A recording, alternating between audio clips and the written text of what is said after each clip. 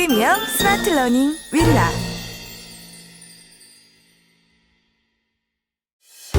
살면서 한 번은 꼭 들어야 할 명강의. 대한민국 명강을 만나다. 본 클립은 강연의 하이라이트입니다. 전체 내용이 궁금하시면 윌라를 검색하세요. 네, 감사합니다. 정말로 이렇게 모여주셔서 더운 날씨에 상당히 놀라고 있는 중입니다. 감사합니다. 지금 확률론에 대해서 생각하면은 제 생각으로는 지금 현대 문화에서 거의 필수적으로 모든 사람들이 어느 정도 알아야지 되고 사실 이미 알고 있는 이론 중에 하나거든요. 자기도 모르게 저절로 많이 습득해서요, 많은 분들이. 근데 그 역사적인 배경을 약간만 이야기하겠습니다. 사실 오래된 이론이 아니에요. 수학에서도 비교적 최근 이론이 확률론이거든요.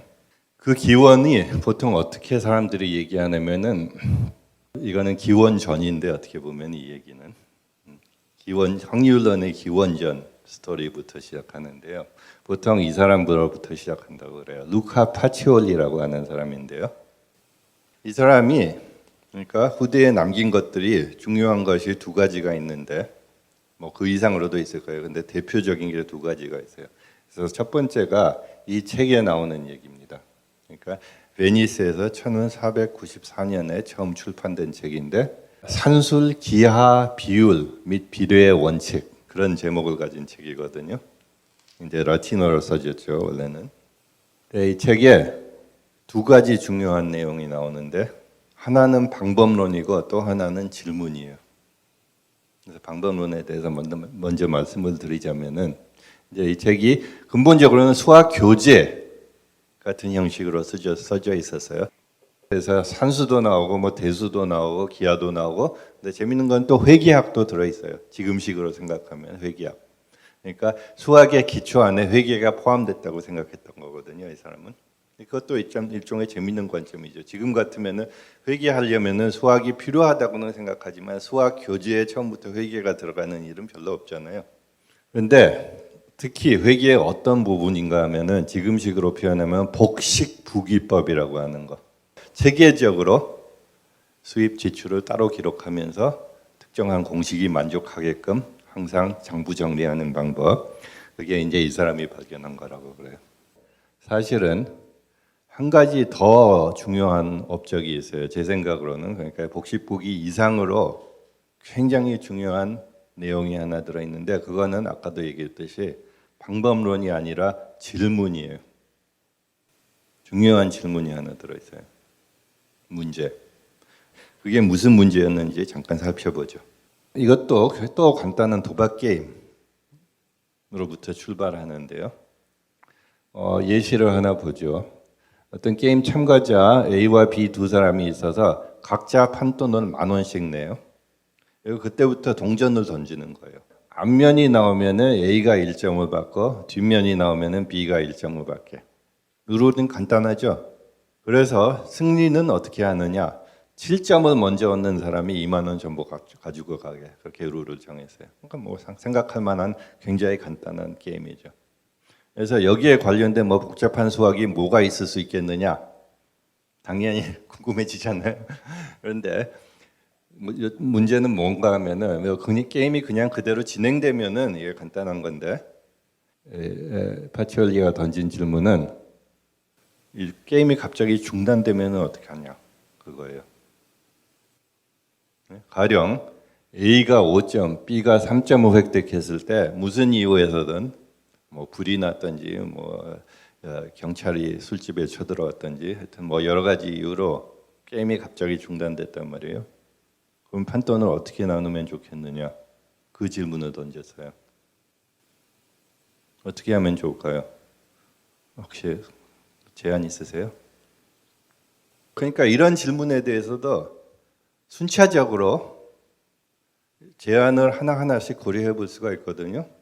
가령 예를 들자면 굉장히 간단한 수준의 제안 같으면은 A가 앞서고 있으니까 A가 이긴 걸로 하면 좋겠다. 그것도 가능한 주장이죠. 어떻게 생각하세요? 좀 불공평하게 느끼는 바가 있겠죠. A가 앞섰다고 해서 그냥 다 가져간다고 그러면은 그렇죠. 뭐 근데 또 사람에 따라서는 그건 불공평하니까 근데 게임을 끝까지 못했으니까 그냥 똑같이 나눠 가지자. 그러면은 또 A가 불평하겠죠. 나는 그래도 이기고 있었는데. 그렇죠. 그러니까 이 두 가지 룰도 가능은 하지만은 다 흡족할 만한 룰은 아니잖아요. 이긴 사람이 다 가지고 가는 거.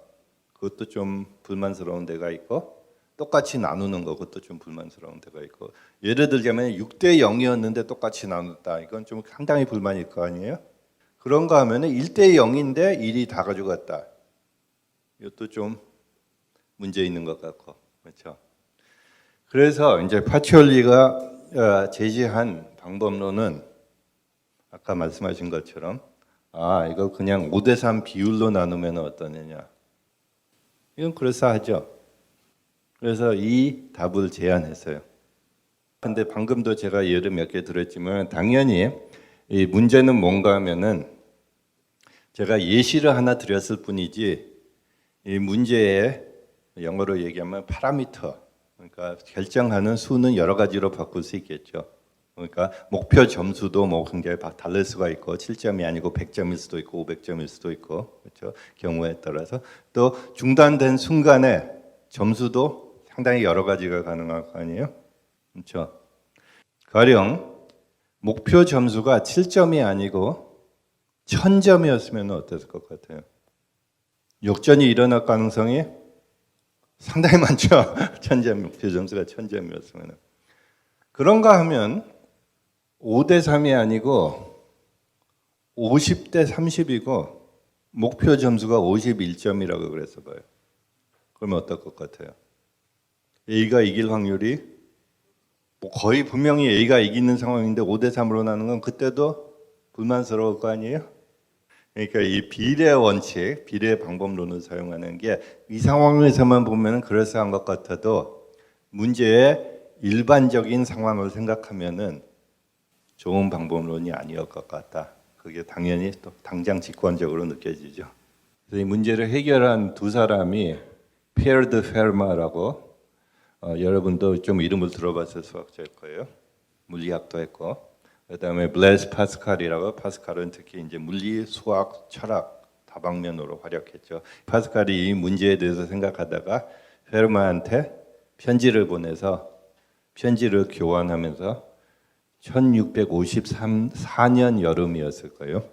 그때 편지를 교환하면서 아이디어를 나누면서 이 문제를 해결했어요. 약 2개월에 걸쳐서 그 해 여름에. 그래서 그 해결이 뭐였나 잠깐 살펴봅시다. 지금식으로 표현을 하자면 그때 이 용어를 사용하지는 않았을 거예요. 확률을 계산해야지 된다는 거예요. 확률을 계산해야지 된다는 건 아까식으로 비례를 생각하는 거하고는 상당히 다른 관점이거든요. 그러니까 일단 설명을 하고 나서 그러니까 구체적인 상황을 보고 나서 더 설명을 해보죠. 그러니까 지금 우리 예시만 보면은 7점을 획득하면 게임이 끝나는 거잖아요. 두 사람 중 누구든지. 그래서 잠깐 생각해 보면은 이게 계산하는 방법이 여러 가지지만은 B는 아까 몇 점이었죠? 3점이었고 A는 5점이었잖아요. 그렇죠? 그래서 B는 이기려면 4점이 필요하고 A는 이기려면 2점만 있으면 되죠. 그래서 생각해 보면 그래서 게임은 5번 안에 반드시 끝나게 돼 있어요. 이 상황에서. 그렇죠. 5번 던지고 나면은 어떻게 돼요?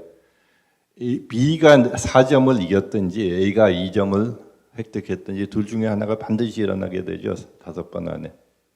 그래서 이 사람들 같은 어떤 식의 방법론을 제시했나 하면은 동전을 5번 나왔을 때 가능한 모든 경우를 나열하는 거예요. 그러니까 우리 요새 같으면은 중고등학교에서 공부하는 뭐라고 그러죠? 경우의 수를 계산하는 거예요. 모든 가능성을 한 번씩 고려해 보는 거. 그래서 5번 던지면은 경우의 수가 몇 개예요? 이미 답이 적혀 있네요. 32개죠. 그러니까 2 곱하기 2 곱하기 2 곱하기 2 이렇게 나와가지고 2의 5승. 그러니까 32번의 경우의 수가 있는데 그래서 지금은 그걸 다 나열해 볼 수 있지만은 B가 이기는 경우만 나열해 봤어요. 따라서 여기서 계산해 보면은 B가 이길 확률은 32분의 6. 그래서 16분의 3. 제가 계산을 제대로 했나요? 16분의 3이 되고, 그렇죠? 따라서 A가 이길 확률은 1 빼기 16분의 3, 그럼 16분의 13 이렇게 되는 거죠. 그래서 확률 계산을 했어요. 그래서 다시 한번 결론만 다시 얘기하면은 B가 이길 확률은 16분의 3, A가 이길 확률은 16분의 13인 거예요. 그러니까 당연히 A가 이길 확률이 더 높죠. 5대 3이었으니까 A가 5고 B가 3이었으니까. 그 페르마하고 파스칼이 제안한 판돈 나누는 방법은 뭐예요? A는 자기가 이길 확률 16분의 3 곱하기 2만 원. 2만 원이 전체 판돈이었잖아요. 그래서 16,250원을 받고 B는 16분의 3 곱하기 2만, 그래서 3,750원을 받아야지 된다. 이렇게 주장한 거예요.